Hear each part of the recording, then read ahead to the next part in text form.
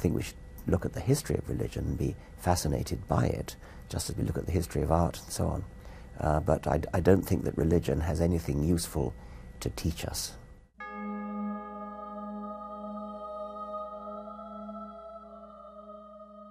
One of the main reasons why people are religious is because they're persuaded by the apparent design of living things. And that's completely destroyed by Darwin. If you actually read any book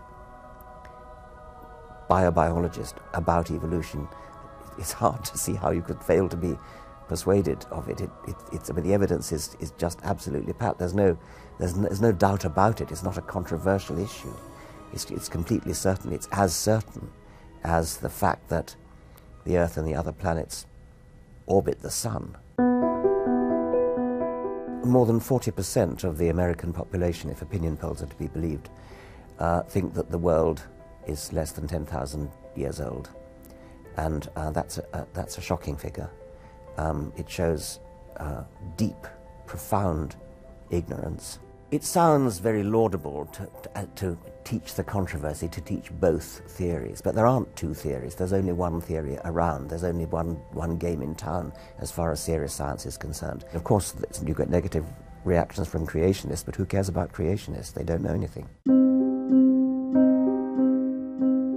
I think it was my father who first introduced me to Darwinian evolution. I was immensely moved by it, and it did start a roller coaster in a way, and then I started to become really quite anti-religious after that. I went through a sort of middle ground of what you might call deism. I think I gave up Christianity before I finally gave up the idea of a sort of creative designer of some kind. Darwin made it possible to be an intellectually fulfilled atheist.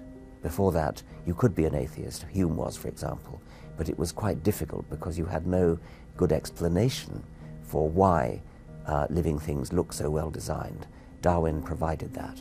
There are other reasons for being religious, like moral reasons, or people sometimes feel they have a personal relationship with God or with Jesus or with Muhammad or whatever it is. And that kind of reason for being religious would not in itself be undermined by Darwinism, but it's quite wrong to believe that science reduces humanity, that science somehow gives you a bleak, cold, empty, barren view of the universe and of life. Quite the contrary. Science is enriching and fulfilling. What's going to happen when I die? If I met God, in the unlikely event after I died, I think the first thing I'd say is, well, which one are you? Are you Zeus? Are you Thor? Are you Baal? Are you Mithras? Are you Yahweh? Which God are you? And why did you take such great pains to conceal yourself and to hide away from us?